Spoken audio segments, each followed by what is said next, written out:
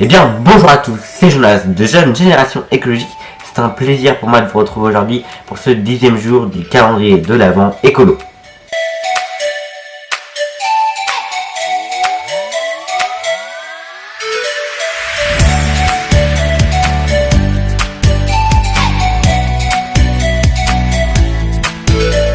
Et aujourd'hui, on aborde le sujet d'être éco-citoyen.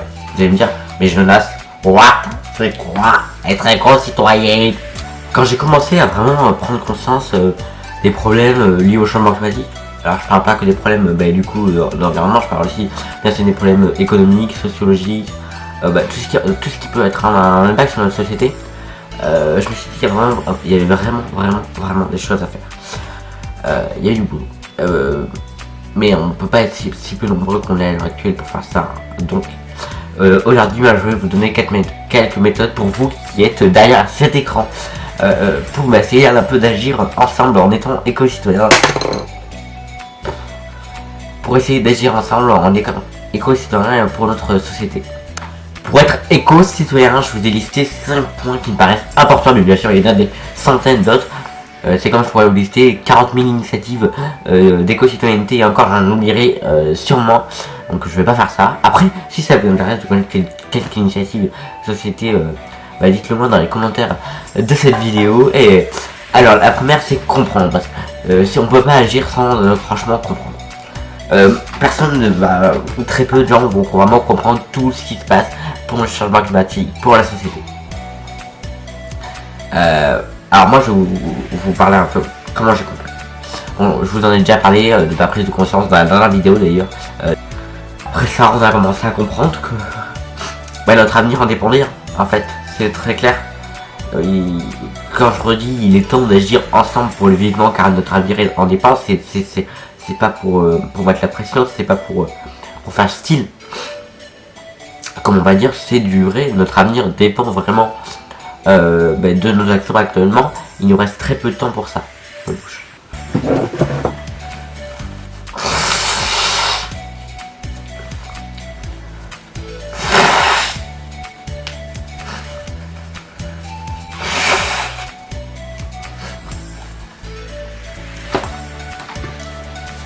Merci de partager ce petit moment avec moi. Très convivial. Pour ceux qui vous répondent, oui, j'utilise des mouchoirs en partie. Voilà, ce n'est pas encore l'action écolo que j'ai faite. Je pense que je vais avoir un peu de mal pour celle-là parce que c'est léger. Pour ce qui est des changements à faire pour le climat, pour un climat plus green, plus propre, comme on va dire, 50 à 70% des changements à faire se trouvent au niveau territorial, c'est-à-dire les décisions au niveau des villes, des départements ou donc des régions. Il y a aussi vos niveaux à vous, donc vous pouvez agir au quotidien en devenant un apprenti ou un expert comme vous voulez, ou un petit colibri du zéro déchet. Donc il y a un lien dans la description pour voir tout ce que je fais au fur et à mesure sur le zéro déchet, que ce soit sur YouTube ou sur mon site. Voilà, après il y a des changements à faire au niveau territorial. Les changements à faire, ils vont forcément pas être faits par vous, mais vous pouvez les impulser. Et vous pouvez même des fois les faire, mais vous pouvez surtout les impulser et donner votre opinion. Et c'est ainsi que je viens à ma deuxième partie, prendre le pouvoir. Alors prendre le pouvoir c'est quoi? C'est déjà rejoindre des associations et des initiatives locales. Chez vous, je vous le dis, il y a partout en France des associations. Et franchement, rejoignez-les, ça vaut le coup. Alors pas tous, sinon vous ne sortez pas, c'est pas temps à ça, mais quelques-unes ça vaut le coup, même une, d'aider ces assos, peut-être faire des dons, mais s'engager dedans, devenir donc du coup des bénévoles. Mais il y a des assos de tout, ça peut être comme des assos qui agissent pour le climat, qui donnent des idées, qui font de la dévolution, voilà, comme des assos qui agissent pour les SDF par exemple. Des assos, vous en avez plein. Surtout n'hésitez pas, si vous avez une bonne idée aussi, à donner l'idée soit aux associations, soit aux équipes territoriales, donc c'est-à-dire l'équipe de votre commune, donc le maire, tout ça.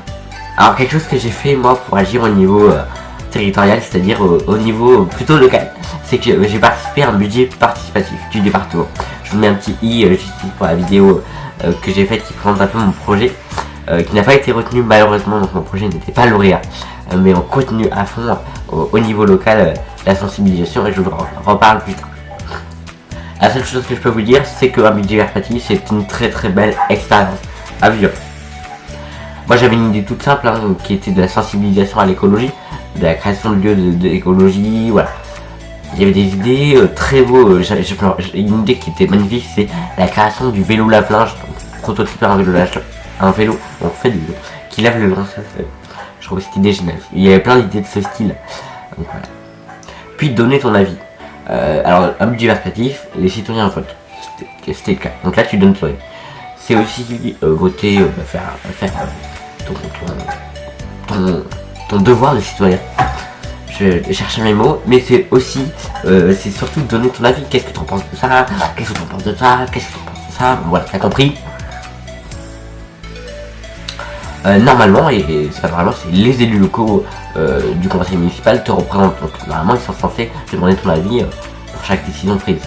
Est-ce qu'ils le font? Bonne question. Après, normalement, oui, ils sont censés te demander ton avis. Donc de toute façon, je sais qu'il y a pratiquement que des jeunes qui regardent cette chaîne YouTube. Donc juste après, je parle. J'ai listé des trucs pour vous, les jeunes. Alors, si on passe, tout le monde peut agir dans la catégorie qu'on passe. Donc, la troisième catégorie, c'est être consommateur. C'est un mot que j'utilise rarement, mais que je vais être amené à utiliser plus parce que je commence vraiment à m'intéresser à changer son, son mode d'achat pour être écolo.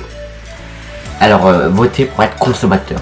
Consommateur, c'est un terme que c'est Méline, hashtag actrice du changement, qui m'a inspiré ce thème. Ce terme sur sa chaîne YouTube, que je vous mets d'ailleurs juste là. Alors c'est très simple, c'est de la simplicité et franchement moi j'adore sa manière de lire les discours. Donc Méline, la bise. Pourquoi j'ai fait ça? Mais non, franchement moi je sais son travail. Donc je disais être consommateur. Alors vous allez me dire, mais c'est quoi mon sens être consommateur? Consommateur, consommation, acteur.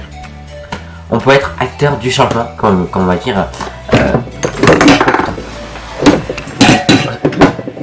J'ai eu la peur de ma vie.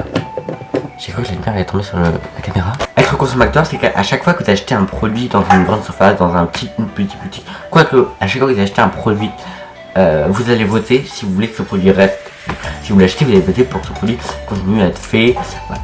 Et si vous ne l'achetez pas, vous allez voter pour qu'il ne soit moins fabriqué. C'est-à-dire que si vous voulez plus de produits bio, plus de vrac, plus de produits éthiques, mais il faut acheter ces produits. Parce que les supermarchés se rendent compte qu'ils vont moins les employer et du coup ils vont peut-être à produire plus cela. C'est la SLS d'ailleurs de seconde là, quand on dit que pour augmenter la production d'un bien, mais il faudrait dire celle d'un autre, on est complètement dedans. La quatrième idée qui est très courte mais très simple et qui est très importante, c'est rejoindre des groupes locaux d'ONG. Donc hashtag on en reparle dans le calendrier de l'avant écolo dans très peu de temps même. Restez connectés. Donc rejoindre des groupes locaux et aussi rejoindre des groupes sur les réseaux d'action écolo.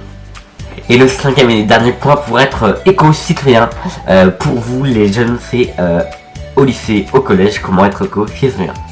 J'en ai déjà parlé rapidement sur Insta, c'est être éco-délégué. Je suis même éco-délégué dans mon lycée, voilà. Mais vous allez me dire, mais c'est quoi ton putain d'éco-délégué? Excusez-moi pour le coup. Alors éco-délégué, c'est des jeunes comme des élèves du collège, du lycée qui vont s'engager pour l'environnement dans le lycée, qui vont mener des actions éco-citoyennes pour un peu continuer à avoir plus de jeunes qui seront du coup sensibles aux pratiques environnementales. C'est important ça que plus on est, plus on sera fort et plus on sera entendu.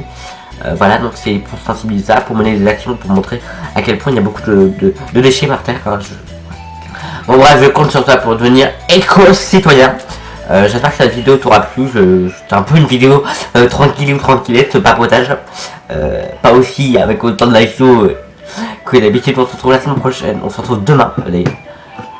On se retrouve demain pour un nouvel interview de devenir éco-citoyen. Donc à très vite pour agir ensemble en faveur d'un monde meilleur. Salut.